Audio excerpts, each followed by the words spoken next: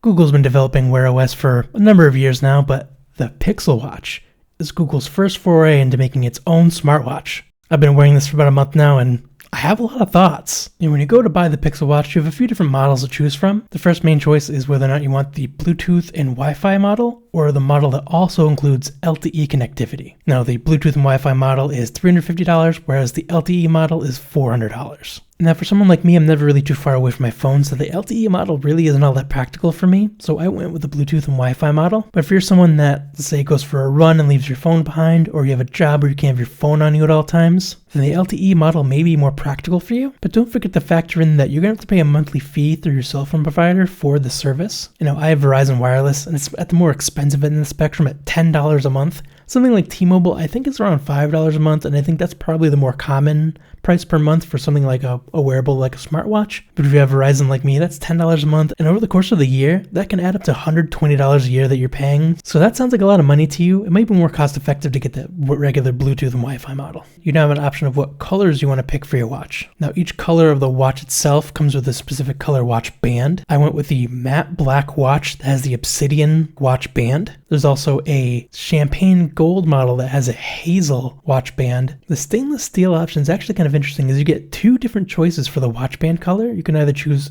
charcoal, which is a little bit lighter than this band, or chalk, which is kind of a white, more like a really light gray color. These colors are really supposed to closely match the colors you can choose from for the Pixel 11 Pro, so you can accessorize and match the colors up. So if you pick the hazel and gold Pixel 11 Pro, you can pick the hazel and gold Pixel Watch, and they'll match really nicely. And now that you've bought the watch and you brought it home, the first thing to do is set the thing up, and it's actually really easy to set up. Alright, to start the setup, you just press the button right above the crown here, and that powers the watch on. Once the watch is fully powered on, it'll prompt on your phone to ask you if you want to set up the Pixel Watch. If you haven't already, it's going to prompt you to install the Pixel Watch app, and you're going to control all the settings through that app. And for me, once the app downloaded, it immediately showed a number on the phone and the watch for you to confirm just to make sure they match. And after you've confirmed those numbers, it'll have you sign into your Google account, then set up the voice assistant. The steps are pretty easy. I'm not actually going to show you in this video because they do require you to log into your Google account, and it will display some sensitive information, so I'm not going to show that here. But the setup is actually pretty quick. It's very similar to previous Wear OS watches that I've owned, but I feel like even though it's the same amount of steps, it took like 1/3 the amount of time setting it up from beginning to end that my previous watches did.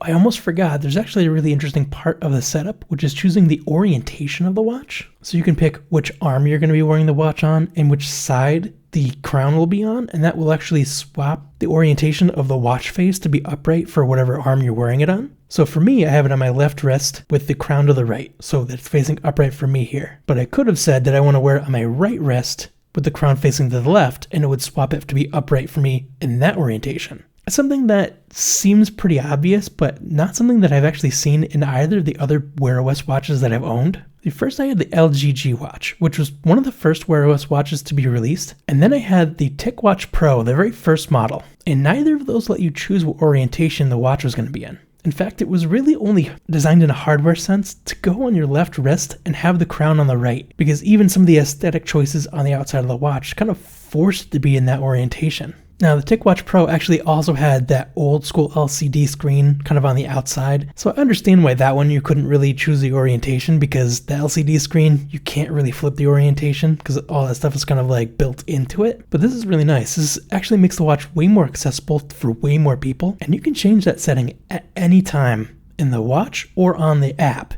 and you don't have to reset the watch to do it either. What's cool about the app is you can change pretty much any setting that's on the Pixel Watch in the app itself instead of having to go on the watch. And if you make a watch face change, it'll actually show a little watch face on the top of the app and how it will look before you actually save the change. And when you make a change on the watch face and you actually save it, the change happens so fast on the watch, I could have even had the thought, how long will this take to change before I immediately notice a change on the watch? And the convenience of the app aside, this is the best Wear OS watch experience I've ever had. And like I mentioned before, I had the LG G Watch and the TicWatch Pro, and both of those were pretty slow, even right after I initially bought them. And then after a certain point, they stopped receiving updates, and they just kind of got so slow, they were almost unusable. And navigating menus on the TicWatch Pro became so slow that anytime I brought my hand up to my face, I'd have to tap the screen first, wait a few seconds, swipe, wait a few seconds, And if the thing I was trying to get to was a couple swipes in, it would take me like 10 or 15 seconds just to swipe over that particular screen, only to have to wait for the data to load. It came to the point where I really wasn't using the TicWatch Pro for anything other than just glancing at a message real quick. But on the Pixel Watch, everything moves so smoothly. If I bring it to my face, it immediately lights up and I can swipe through the different screens and everything's already loaded on those screens. I don't have to wait for anything to load in. I can move back to the main screen of the watch and just see everything there and not have to worry about it being slow or take like 10 to 15 seconds just to see something really quick. And another thing that works really well on the watch is responding to notifications. If I get a text message, I can easily respond with a voice to text. There's an on-screen keyboard that lets you do swipe texting, or just a little emoji picker, so if you just want to send like a smiley face or a laughing face, you can just pick that and just send that out really quick. These aren't really that new to Wear OS, but they work so quickly on the Pixel Watch that I use them all the time now. Notifications on the Pixel Watch use a wonderful combination of just sound effects and haptic feedback. It makes getting notifications on the Pixel Watch an absolute joy. When you receive an important notification from like a text message or like an important app update, the sound effect they use has a lot of presence. It really goes to show that the notification you're receiving is important and you should probably look at it right away. And then on the other hand, there's a less important notification.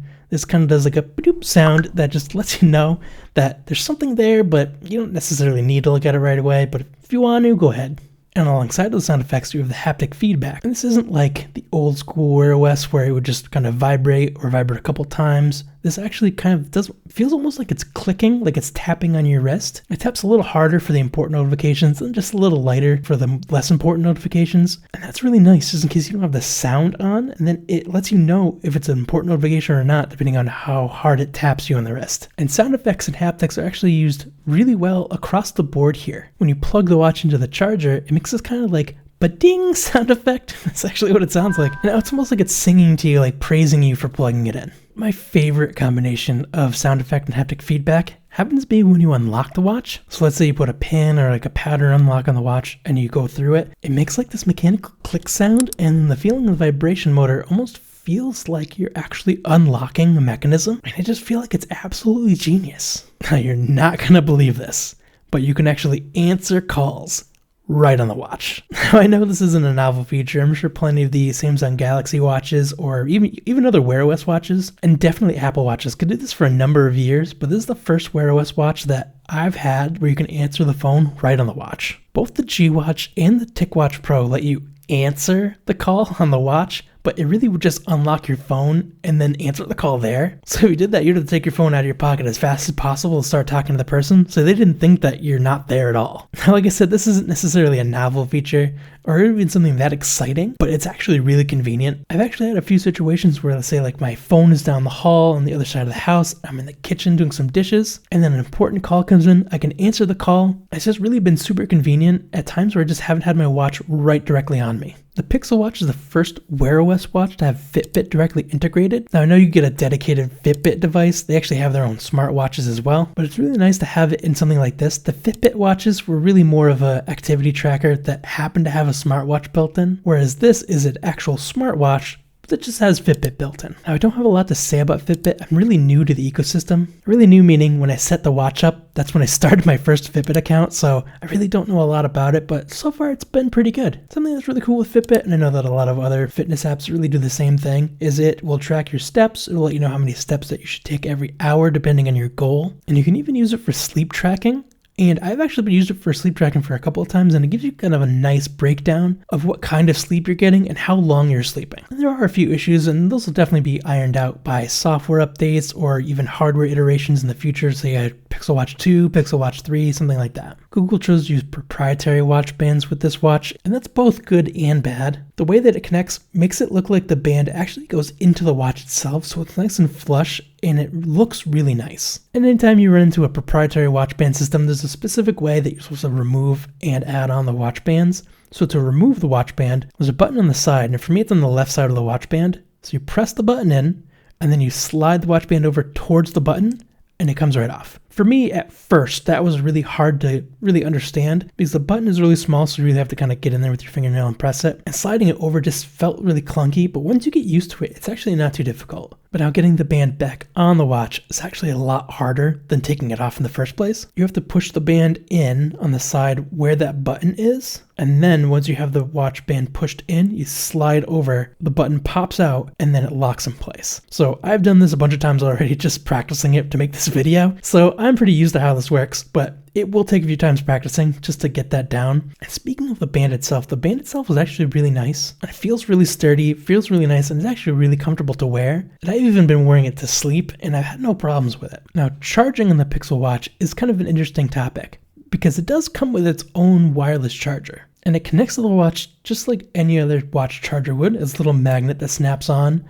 It charges it wirelessly, and it does use Qi wireless charging, which is pretty much a standard at this point. But if you were to take this Pixel Watch and put it on a regular Qi wireless charger, it would kind of just pretend like it's charging for a little bit, and then a couple minutes later you'd get an error message and it would say that the watch isn't charging. However, if I were to take this charger and connect it to my Pixel Buds, which I've done before, if you get it on the right spot, you get the orange light that it is charging. And I've left this on here and it's charged it all the way to full. So it is using Qi wireless charging for the charger itself, but there's something in here that's telling the Pixel Watch that this is the proper charger. So when you put it on a different wireless charger, it knows to not accept a charge from it, which I find to be incredibly odd. And I'm kind of hoping that Google can roll this back in a software update or something, and hoping that it's not a hardware choice of some kind where you can only use this charger, because this being a proprietary charger, if you were to buy another one of these, it costs $30. So it's not like if you lose your phone charger, you can easily buy like a USB-C cable and a wall plug for super cheap on like Amazon.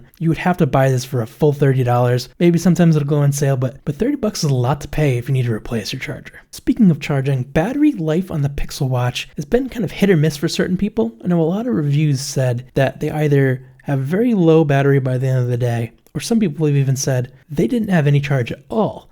The watch is just fully dead and they need to put it on the charger in order to keep using it. Now, I've had the opposite effect where I'm getting really good battery life on mine, and I even keep the always on display on at all times. And people who are having battery problems are actually turning that option off, which is really interesting because at first when I started using the watch, I would charge it at night, put it on my wrist in the morning, and then by the time I went to bed, I'd have anywhere between 30 and 40%, depending on how much I use the watch. I've recently started using sleep tracking on the watch, so at night, I would turn it on to bedtime mode, which is essentially like a do not disturb mode. It turns the screen off, and then any notifications that come through don't actually light up the screen at all. In order to turn the screen on, you actually have to click in the crown. It shows the screen just a little bit, but once it detects that you've moved it away from your face, the screen completely turns back off. When I've been doing the sleep tracking, I've been ending my day with like 40 or 50%, turning on bedtime mode, waking up with 25 to 30%, then leaving it on my wrist for about 2 hours before it gives me any kind of notifications that I need to charge it. Then I put on the charger for a full charge, and then by the time I go to bed, it's still at 40 or 50% at night. So I think it's wild that some people are having such issues with the battery, but I just might be the exception to the rule where I might not be using the watch nearly as much as other people are. And I've said a lot of positives about the watch. I did give a little bit of criticism, but let's get to the section where I give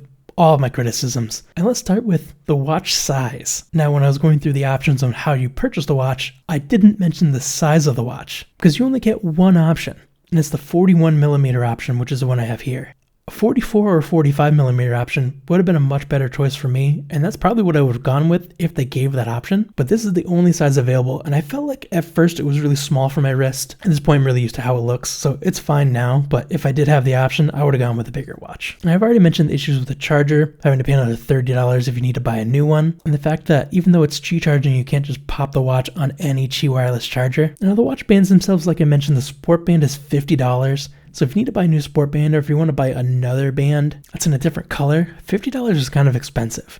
Now, when I first got the watch, the only options that you had were the ones from Google, so the $50 sport band or the $75 leather band. But at this point, it looks like manufacturers were able to find a way to make the official connector connect to the standard watch bands. And now you can get watch bands on Amazon for like 10 or 15 bucks, and they're probably just as good as the ones you can buy from Google. The Fitbit integration's fine on this so far, but there are some glaring issues. So one of them is tracking your steps. Now, it's tracking a lot more steps than people are actually putting in. It's pretty widely reported that this is happening. And I've been experiencing some weird things, like when I had notifications on telling me how many steps I needed to take, it would first notify me, hey, you've done 230 out of 250, and almost in that same breath, the next notification that came up was like, hey, you've reached your goal of 250 steps. And the entire time I've just been sitting in a chair and not doing anything at all. And like I said, I know that the integration is going to get better and better through software updates, and there are some features that the Pixel Watch can do that just aren't enabled yet, so we probably will see those in the future. But for right now, things like blood oxygen level and properly tracking your steps just either aren't there at all or really aren't working well, and you really shouldn't purchase something like this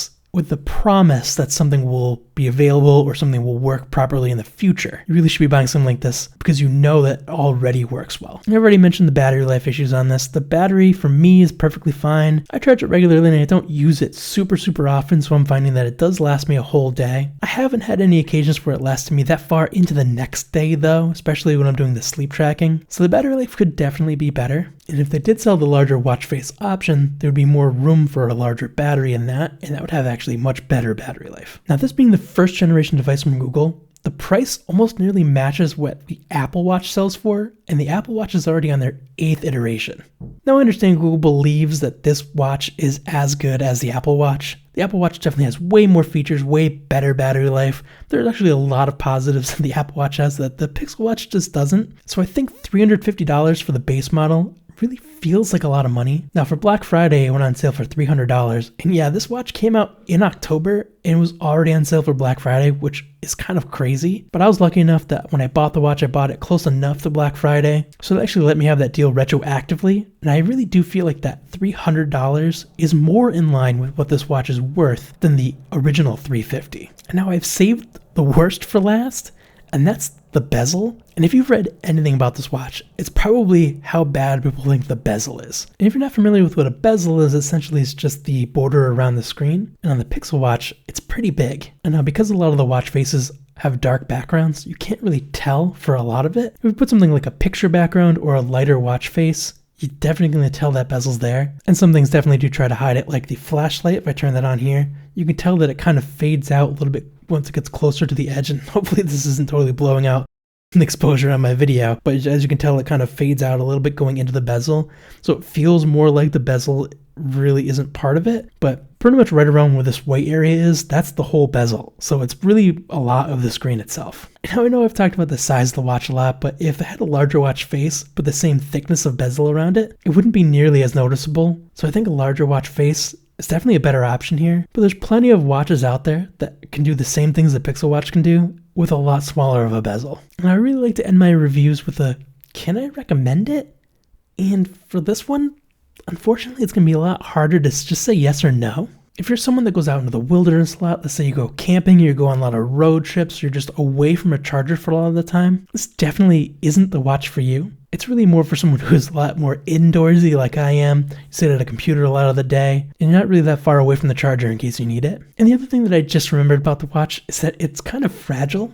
Now, I actually read a story where someone had their watch on a counter, basically like a bathroom counter, accidentally knocked it off onto the floor, and when the watch landed, the entire screen shattered. And according to the iFixit teardown, in order to replace the screen, you actually have to pretty much take the whole watch apart. So repairing just the screen can actually be just as expensive as just buying a brand new Pixel Watch. So you really have to be very careful. I find myself, even when I go to charge it, I just gently place it somewhere where I know it's far enough away from the side so it won't fall off the table. And I put the cord in a way where I definitely won't accidentally pull it and just throw the watch off the table. Because as much as this is magnetic, it doesn't stick to the watch super strong, so you can easily just pop it right off. So if this flung off the table, the watch would go flying too. I guess what I should say is that if you're someone who's like a bleeding edge tech enthusiast, you have a Pixel Watch is super exciting for you, then yeah, go ahead and get the Pixel Watch. If you already have a smartwatch that's working for you and you just want to upgrade, I would definitely recommend waiting until maybe the next iteration in order to buy the Pixel Watch. That way you'll know that they've fixed a lot of software and hardware issues that exist in the first model, and it might even have a lot more features that they didn't even think about when they were making the first one. Now, I got this watch about a month ago and I unboxed it on my channel, and if you want to check out that video, go ahead and click right here. Otherwise, I'll see you on the next one.